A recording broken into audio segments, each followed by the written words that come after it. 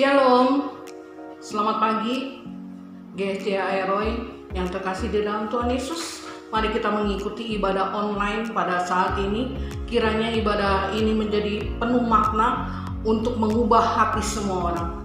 Terima kasih, Tuhan Yesus memberkati. Terima kasih Tuhan Yesus. Kami datang ke tempat ini dengan kerinduan hati kami mau meninggikan nama-Mu Tuhan. Terima kasih untuk kesempatan yang indah. Engkau memberikan kami anugerah, kekuatan, bahkan kesempatan hari ini kami boleh ada. Kami bersyukur. Biarlah kami memujikan nama-Mu Tuhan di tempat ini. Datanglah kerajaan-Mu, jadilah kehendak-Mu di bumi seperti di surga Tuhan. Kami memberikan yang terbaik untuk-Mu Tuhan. Lewat pujian dan penyembahan kami kepada-Mu.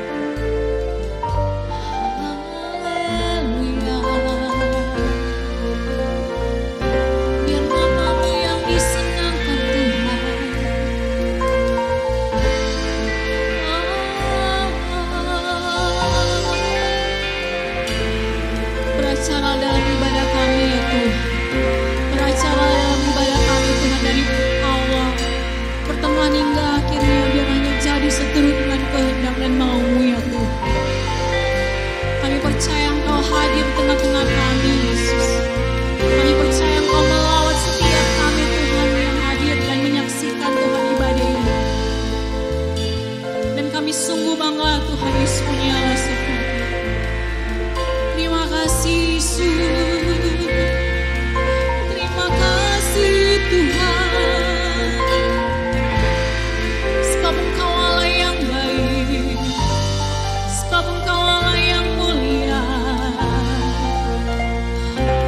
Pujian kami Tuhan, ini pengagungan kami Tuhan. Kami mau merendahkan hati kami Tuhan.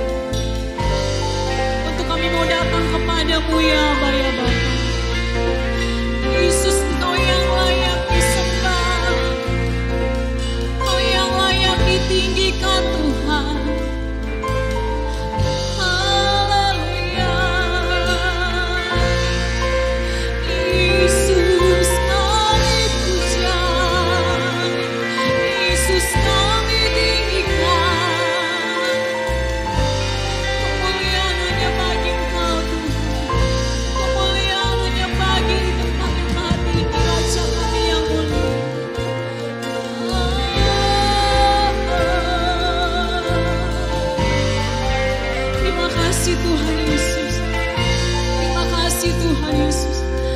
Percaya Tuhan Yesus akan melawat ibadah kami Tuhan.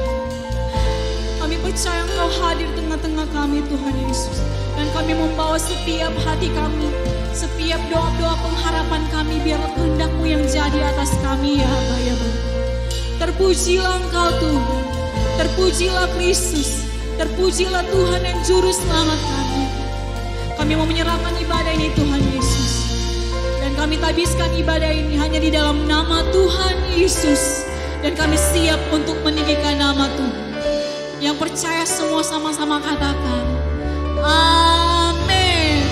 Haleluya. Beri kemuliaan sekali lagi untuk Tuhan Yesus, Raja di atas segala raja. Kita mau datang ke tempat ini, kita mau datang mau menyaksikan ibadah ini. Walaupun teman-teman ataupun jemaat Tuhan yang ada di rumah, mari sama-sama dengan kerinduan hati kita mau meninggikan nama Tuhan di tempat ini. Haleluya. Mari kita angkat pujian dan kita akan bersorak untuk Tuhan, Raja di atas segala raja. Haleluya.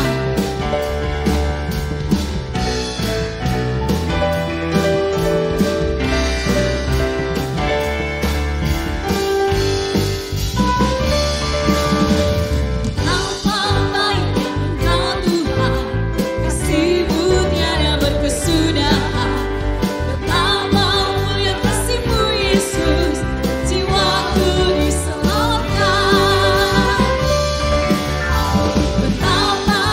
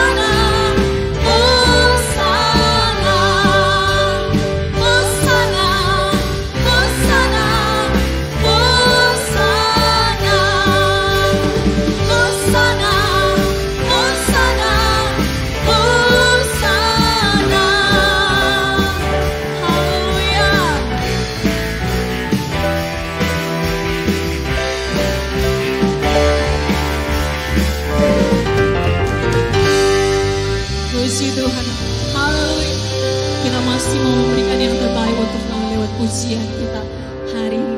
Amin. Sebab Tuhan Yesus kami. Mari kita bersorak bagi Tuhan. Amin.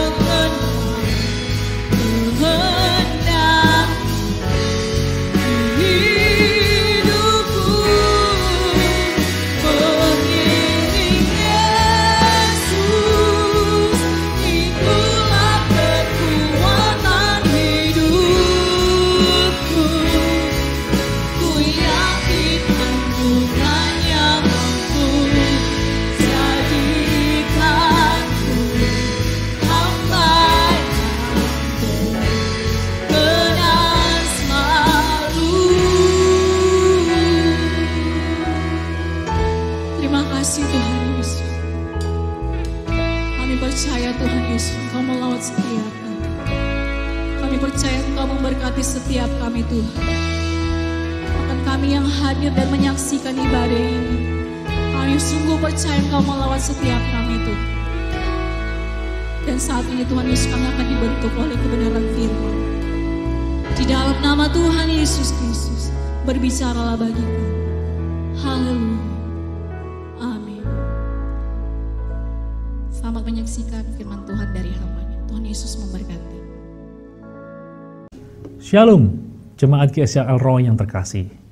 Selamat berjumpa kembali di dalam ibadah online. Hari ini adalah minggu pertama dalam bulan Agustus. Kita akan melakukan perjamuan kudus. Namun sebelum kita melakukan hal tersebut, mari kita mendengar firman Tuhan. Firman Tuhan pada hari ini berjudul Pesan dari Siklak. Bapak, Ibu, serta saudara-saudara sekalian, nama sebuah tempat kadang-kadang bisa membangkitkan kenangan-kenangan yang indah. Barcelona sebagai contoh. Bagi Alan Budi Kusuma dan Susi Susanti, tentu menjadi tempat yang tak terlupakan. Karena di sanalah mereka berdua berhasil mengawinkan medali emas untuk tunggal putri dan tunggal putra dalam cabang bulu tangkis yang dipertandingkan di Olimpiade Barcelona tahun 1992. Namun, tidak selalu demikian.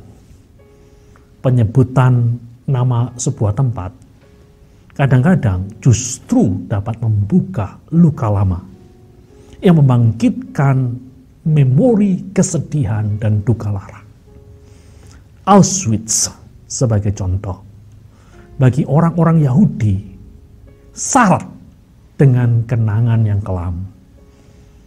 Banyak orang-orang Yahudi tewas di kamp konsentrasi yang berada di Polandia itu selama berlangsungnya Perang Dunia Kedua di Eropa. Bapak, Ibu, serta saudara-saudara sekalian, Siklak adalah nama sebuah tempat. Mungkin agak asing di telinga kita, namun tidak bagi Daud. Apa yang terjadi di sana? Pesan apa yang muncul dari sana bagi kita yang hidup pada hari ini? Mari kita buka bersama-sama 1 Samuel 30 ayat 1 sampai 6. Beginilah firman Tuhan yang terdapat di dalam 1 Samuel 30 ayat 1 sampai dengan ayat yang ke-6. Ketika Daud serta orang-orangnya sampai di Siklak pada hari yang ketiga, orang Amalek telah menyerbu tanah Negev dan Siklak. Siklak telah dikalahkan oleh mereka dan dibakar habis. Perempuan-perempuan dan semua orang yang ada di sana, tua dan muda, telah ditawan mereka. Dengan tidak membunuh seorang pun, mereka menggiring sekaliannya, kemudian meneruskan perjalanannya. Ketika Daud dan orang-orangnya sampai di kota itu, tampaklah kota itu terbakar habis dan istri mereka serta anak mereka yang laki-laki dan perempuan telah ditawan. Lalu menangislah Daud dan rakyat yang bersama-sama dengan dia itu dengan nyaring, sampai mereka tidak kuat lagi menangis. Juga kedua istri Daud ditawan, yakni Ahinoam perempuan Yisrael dan Abigail bekas istri Nabal orang Karmel itu. Dan Daud sangat terjepit karena rakyat mengatakan hendak melempari dia dengan batu. Seluruh rakyat itu telah pedih hati, masing-masing karena anaknya laki-laki dan perempuan. Tetapi Daud menguatkan kepercayaannya kepada Tuhan Allahnya. Bapak, Ibu, serta saudara-saudara sekalian, episode Siklak dimulai dengan kedatangan Daud beserta orang-orangnya ke Siklak. Setelah mereka disuruh pulang oleh seorang raja Filistin yang bernama Akis, Daud dan kurang lebih 600 orang telah membantu Akis selama ini. Dan tampaknya para panglima dari Raja Akis merasa keberatan apabila Daud dan pasukannya senantiasa berperang bersama-sama mereka. Mereka takut dikhianati. Jadi Daud dan 600 anak buahnya pulang ke Siklag, tempat yang diberikan oleh Raja Akis kepada mereka. Mereka tampaknya amat lelah setelah menempuh perjalanan yang cukup jauh. Alih-alih disambut dengan suasana yang menyegarkan dan membangkitkan semangat, mereka disambut dengan sebuah pemandangan yang mengenaskan. Siklag telah di bumi hanguskan oleh orang-orang Amalek. Istri-istri beserta anak-anak dan sanak saudara, meski tidak dibunuh, namun telah ditawan oleh bala tentara Amalek. Sebuah luka batin yang lebar menganga di dalam hati para pria gagah ini. Sebuah kesedihan yang amat dalam terjadi.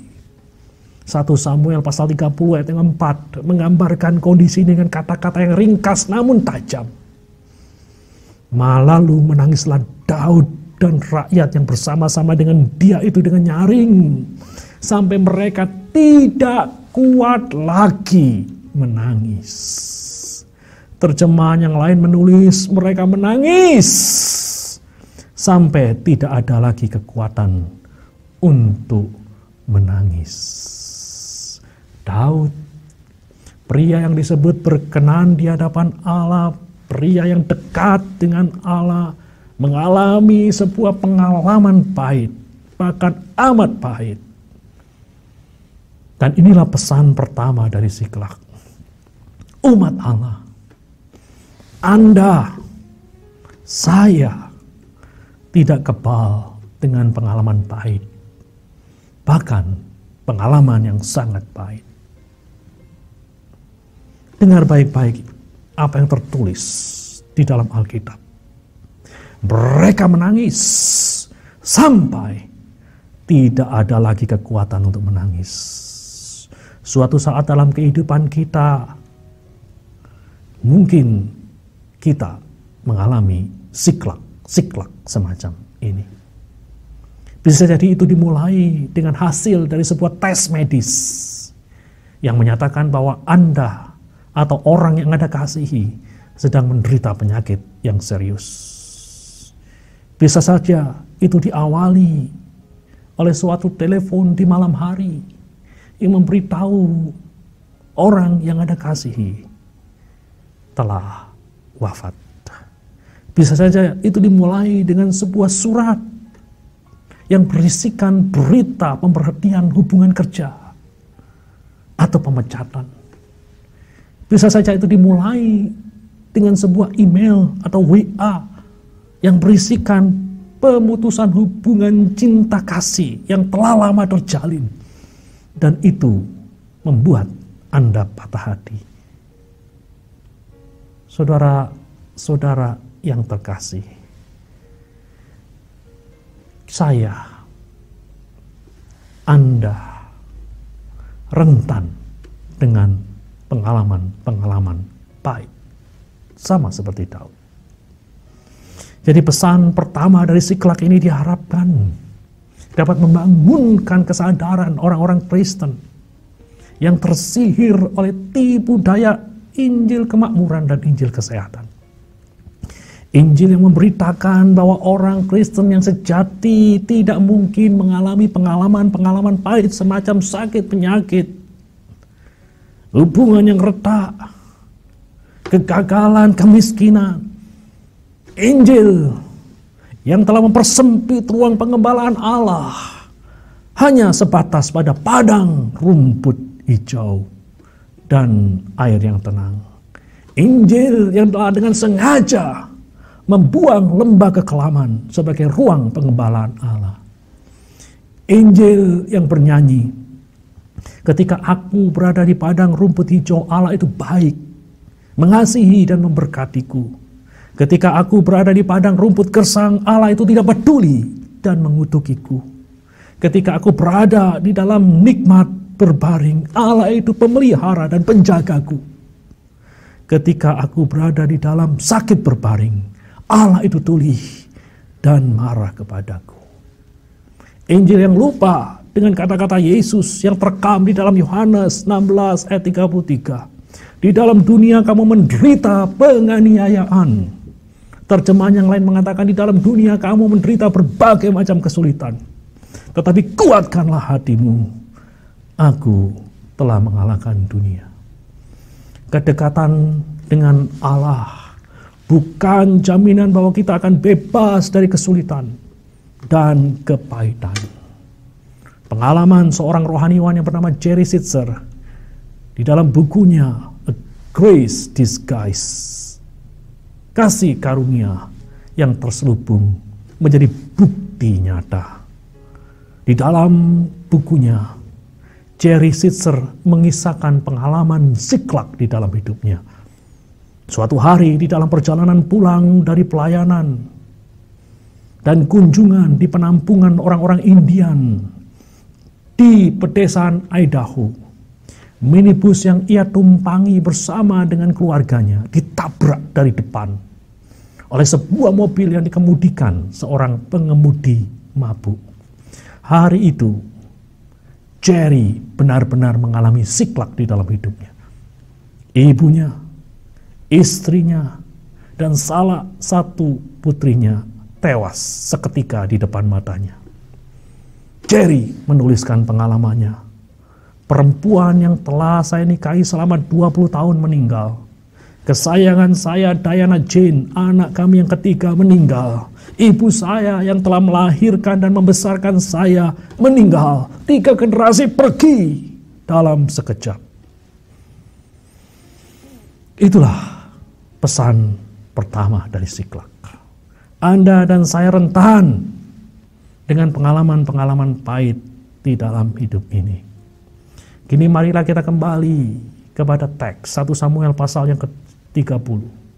Secara khusus kita lihat ayat yang ke-6. Di sana tertulis, dan Daud sangat terjepit karena rakyat mengatakan hendak melempari dia dengan batu. Seluruh rakyat itu telah pedih hatinya, masing-masing karena anaknya laki-laki dan perempuan. Bagian ini menarik untuk ditelaah. Dalam saat-saat yang penuh duka, orang-orang ini bukannya mensupport Daud. Sebaliknya, mereka menyalahkan Daud sebagai sumber malapetaka yang mereka alami. Bahkan yang lebih parah lagi, mereka hendak merajam Daud dengan batu. Pertanyaannya adalah, apakah dengan melempari Daud sampai mati masalah mereka selesai? Tentu saja tidak. Tetapi begitulah kecenderungan manusia.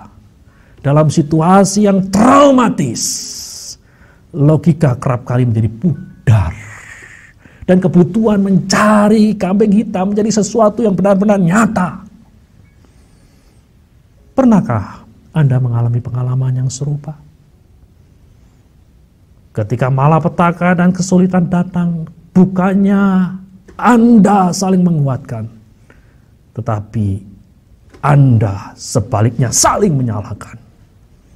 Sudah tak terhitung berapa banyak keluarga yang hancur gara-gara permainan kambing hitam semacam ini.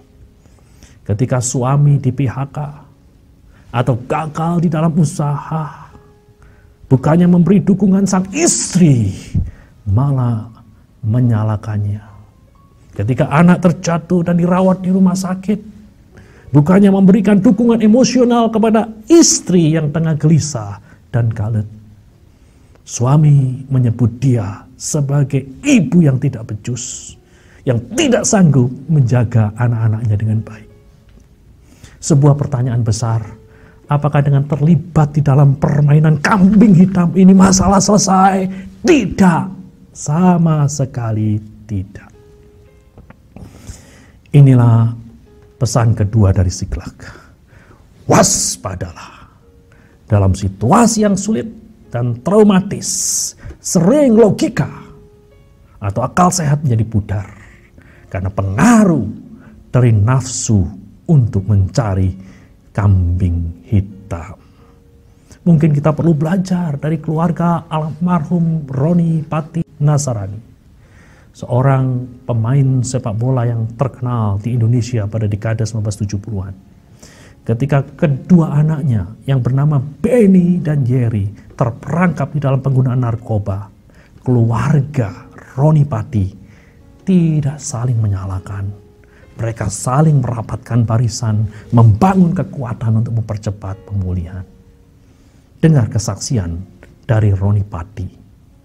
Saya minta sama istri saya bahwa kita jangan malu, bahwa ini semua bukan aib, ini musibah, ini masalah. Sampai anak-anak kita pakai narkoba. Ini bukan salah anak-anak kita sebenarnya, tapi salah kita sebagai orang tua. Setiap pagi saya punya doa kepada Tuhan. Pertama, saya diberi kesehatan. Yang kedua, saya diberi kesabaran untuk melalui ini semua. Perhatikan baik-baik. Roni tidak menyalahkan istrinya. Istrinya tidak menyalahkan Roni. Roni tidak menyalahkan anak-anaknya. Istrinya tidak menyalahkan anak-anaknya. Tidak ada permainan kambing hitam di sini. Dan hasilnya bagaimana? Setelah mengalami perjuangan yang cukup panjang dan melelahkan, akhirnya kedua anak tersebut, Benny dan Jerry, pulih, sembuh secara total. Nah, saudara-saudara sekalian, hari ini ketika Anda mengalami siklak di dalam kehidupanmu, jangan pernah terperangkap di dalam permainan mencari kambing hitam. Mari kita kembali kepada teks 1 Samuel 30 ayat yang ke-6. Diakhiri dengan kalimat yang begitu menarik. Tetapi Daud menguatkan kepercayaannya kepada Tuhan Allahnya. Sekali lagi, tetapi Daud menguatkan kepercayaannya kepada Tuhan Allahnya.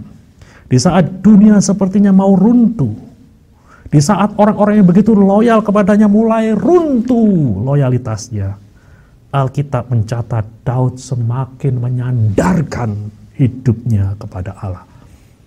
Inilah pesan ketiga dari Siklak. Di saat badai kehidupan menerpa, jangan pernah berlari dari Allah. Berlarilah kepada Allah. Ini memang tidak selalu mudah bagi beberapa orang. Sudah tak terhitung orang-orang percaya yang kehilangan imannya, menjauh dari Allah ketika mereka mengalami siklak di dalam kehidupan mereka. Salah satu di antaranya adalah seorang yang bernama Richard, yang muncul di dalam salah satu karya penulis yang bernama Philip Yancey. Di dalam bukunya yang berjudul Kecewa dengan Allah, Yancey menceritakan pengalaman seorang yang bernama Richard, mahasiswa teologi di Wheaton College Graduate School. Richard telah berpaling dari Allah. Richard menjauh dari Allah. Richard kehilangan imannya. Oleh karena dia mengalami siklak di dalam hidupnya. Dia kehilangan pekerjaan, hutangnya menumpuk, kemudian diputus oleh tunangannya yang bernama Sharon. Pengalaman-pengalaman pahit itu tidak mendorong dia untuk berlari kepada Allah, namun justru mendorong dia menjauh dari Allah. Kita tidak boleh mengikuti teladan Richard. Kita seharusnya mengikuti teladan dari Daud ketika badai menerpa. Jangan kita lari dari Allah. Berlarilah kepada Allah. Mengapa kita perlu berlari kepada Allah ketika kita mengalami siklak di dalam kehidupan kita? Jawabnya jelas, karena hanya Allah lah yang sanggup untuk memulihkan hidup kita. 1 Samuel pasal 30 ayat 18 sampai 20 memberikan catatan bagaimana Allah memulihkan kehidupan Daud. Bagaimana Allah mengubah ratapan menjadi tarian. Daud berhasil mengalahkan orang-orang Amalek dan mendapatkan kembali semua miliknya yang telah terenggut. Nah, saudara-saudara sekalian, selalu ada harapan bagi orang percaya yang berpaling kepada Allah ketika kemalangan tiba. Allah adalah pribadi yang sanggup memulihkan kehidupan kita. Dan kadang-kadang bentuk pemulihan dari Allah itu tidak selalu radikal seperti yang dialami oleh Daud. Di mana yang hilang bisa didapatkan kembali. Kadang-kadang pemulihan yang dihadapi oleh anak-anak Tuhan tidak seperti itu. Apa yang hilang tetap hilang. Tetapi yang mengalaminya, yang mengalami kehilangan itu diberi kekuatan yang luar biasa untuk melewati hari-hari yang ada di depannya. Dengar kesaksian dari Jerry Sitzer yang tadi telah saya singgung. Seseorang yang telah kehilangan istrinya, ibunya, dan putrinya. Dengar baik-baik apa yang ditulisnya. Jerry berkata seperti ini. Duka cita yang saya rasakan manis sekaligus pahit. Jiwa saya masih berduka. Namun saya bangun setiap pagi dengan penuh sukacita. Tidak sabar menantikan apa yang akan hadir bersama hari tersebut. Tidak sabar menantikan apa yang akan hadir bersama hari tersebut.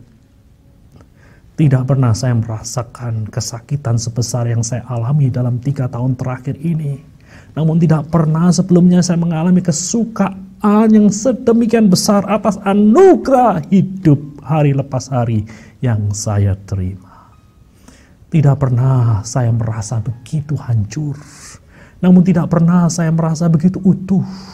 Tidak pernah saya begitu menyadari kelemahan dan kerapuhan saya. Namun tidak pernah saya demikian puas dan merasa begitu kuat. Tidak pernah jiwa saya mengalami kematian seperti ini. Namun tidak pernah jiwa saya lebih hidup daripada saat ini. Apa yang sebelumnya saya pandang perseberangan, duka cita dan sukacita, penderitaan dan kesenangan, kematian dan kehidupan kini menjadi bagian-bagian yang membentuk keseluruhan. Jiwa saya telah ditarik mengembang. Di atas segalanya saya semakin menyadari akan kuasa kasih karunia Allah dan kebutuhan saya akan hal itu. Jiwa saya telah bertumbuh karena disadarkan oleh kebaikan dan kasih Allah. Hidup saya sedang diubahkan. Meskipun saya mengalami kesakitan, saya percaya hasilnya pasti akan indah. Sebuah kesaksian yang luar biasa dari orang yang mengalami keterhilangan dan dia mengalami pemulihan. Bukan dengan cara yang radikal seperti yang dialami oleh Daud. Yang terhilang tetap terhilang. Tapi dia mengalami kekuatan Allah yang luar biasa di dalam hidupnya. Itulah kebenaran dari pesan ketiga dari Siklak. Tidak ada suatu waktu di mana Allah kekurangan kuasa untuk memberikan apa yang Anda butuhkan untuk mengalami pemulihan. Adakah di antara saudara-saudara sekalian yang hari ini sedang mengalami pengalaman siklak di dalam hidupmu? Berlarilah kepada Allah. Jangan berlari dari Allah. Dia adalah perisaimu. Dia adalah pelindungmu ketika badai kehidupan menerpa. Sebagai penutup, mari kita dengarkan sebuah lagu yang menggambarkan Allah sebagai perisai dan pelindung ketika badai kehidupan menerpa. Mari kita dengarkan bersama-sama.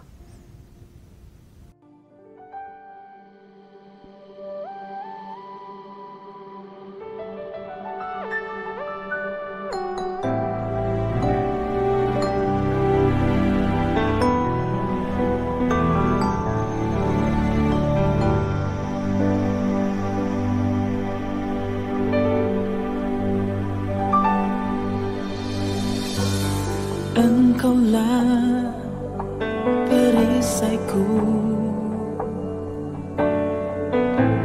saat badai hidup menerpaku. Janjimu di dalamku, pulihkan jiwaku. Kan berdiri di tengah badai dengan kekuatan yang kau berikan. Sampai kapanpun ku kan bertahan, karena Yesus selalu menopang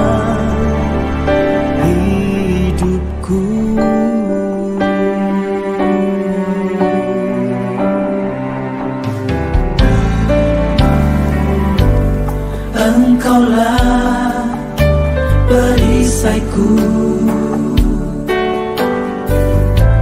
saat badai hidup menerpaku. Adalah janjimu di dalam hidupku, janjimu di dalamku, pulihkan jiwaku. Kan berdiri di tengah badai dengan kekuatan yang kau berikan. Sampai kapanpun ku kan bertahan, karena Yesus selalu menopang.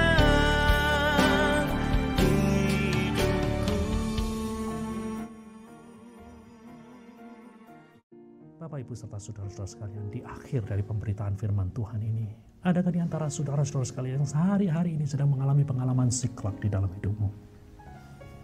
Mungkin ada di antaramu yang harus mengalami sakit penyakit. Mungkin ada di antaramu yang sedang mengalami kesulitan hidup yang pelik. Mungkin ada diberhentikan dari pekerjaan. Mungkin ada gagal di dalam usaha. Mungkin Anda sedang mengalami kegagalan di dalam hubungan kasih dengan orang yang lain. Atau ada pengalaman-pengalaman pahit yang sedang Anda alami hari ini, dan Anda rindu untuk mengalami pemulihan dan kekuatan dari Allah.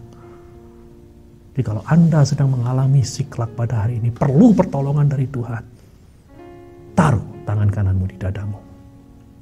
Saya akan berdoa untukmu. Mari kita berdoa. Bapa di surga, kami bersyukur pada hari ini kami boleh mendengar berita daripada firman Tuhan. Berita yang memberi kekuatan kepada kami, berita yang mencerahkan mata batin kami.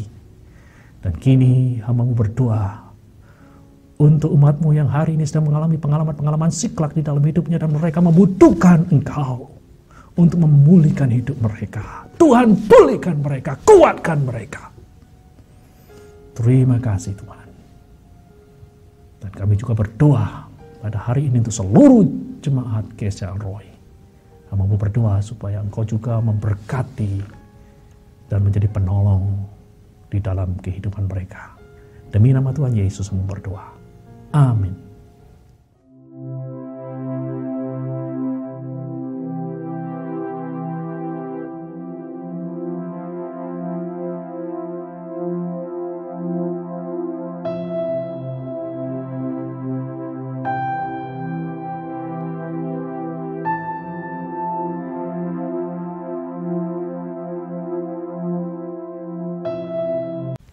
Bapak, Ibu, serta saudara-saudara yang terkasih, marilah kita mengambil bagian di dalam perjamuan kudus.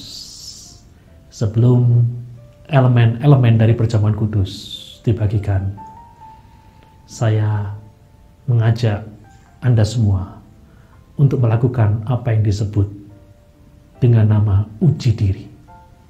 Seperti yang tertulis di dalam firman Tuhan. Karena itu, hendaklah tiap-tiap orang menguji dirinya sendiri, dan baru sesudah itu ia makan roti dan minum dari cawan itu. Firman Tuhan mendorong kita untuk melakukan uji diri sebelum kita mengambil bagian di dalam perjamuan kudus. Mari kita melihat hati kita. Adakah dosa-dosa yang perlu kita selesaikan pada hari ini? Mari kita mohon ampun supaya Tuhan boleh melayakkan kita untuk ambil bagian di dalam perjamuan kudus pada hari ini. Mari kita ambil waktu untuk uji diri. Bapa di surga, sebelum kami ambil bagian di dalam perjamuan kudus,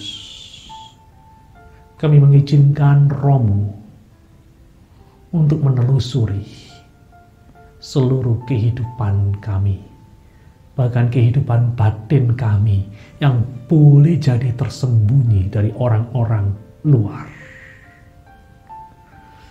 Tuhan, jikalau ada dosa, ada kesalahan yang kami lakukan terhadap-Mu, ampuni kami.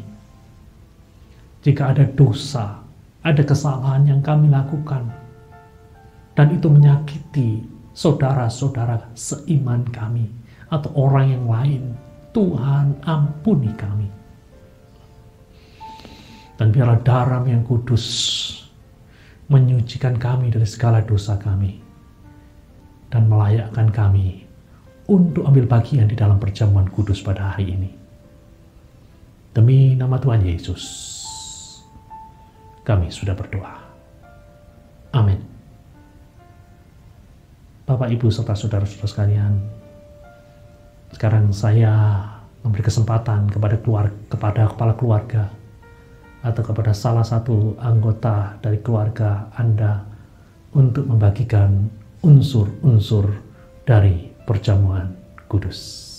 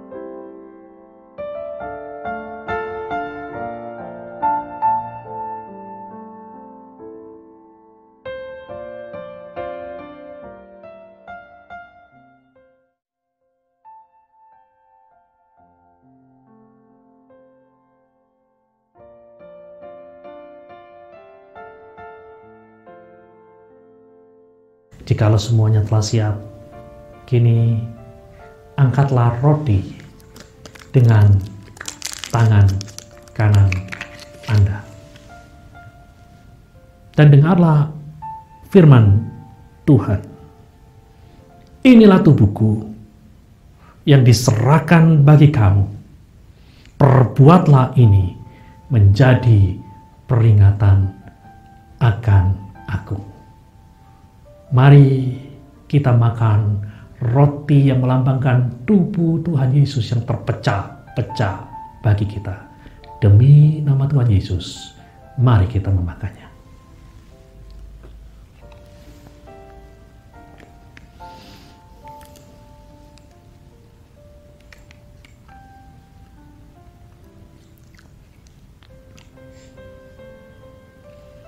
Dan sekarang angkatlah cawan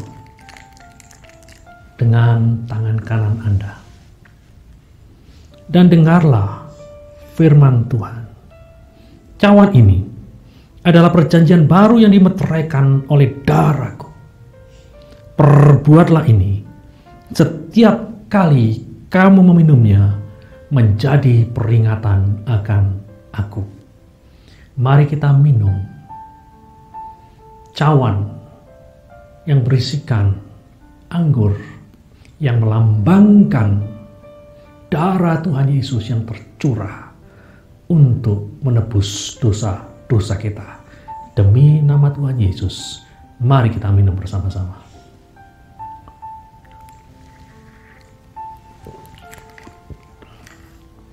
Kini, mari kita ambil waktu sejenak untuk mengucap syukur. Mengucap syukur atas karya Tuhan Yesus yang dilakukannya di atas Kalvari 2000 tahun yang lalu. Mari kita berdoa. Bapa di surga, kami mengucap syukur untuk karya penebusan Kristus di atas Kalvari. Oleh karena penebusan tersebut, dosa-dosa kami diampuni. Oleh karena penebusan tersebut, kami boleh memiliki masa depan yang indah bersama-sama dengan Engkau di dalam kekekalan. Bahkan kami diberi kekuatan untuk melalui hari ini. Tuhan, pada hari ini kami juga membawa saudara-saudara kami yang terbaring sakit dengan sebuah keyakinan bahwa melalui salib Kristus ada kesembuhan, sebagaimana firman-Mu mengatakan oleh bilur-bilurnya kamu menjadi sembuh. Kami mengangkat saudara-saudara seiman kami yang saat ini sedang terbaring sakit. Tuhan, jamah mereka, pulihkan mereka. Demi nama Tuhan Yesus, kami sudah berdoa. Amin.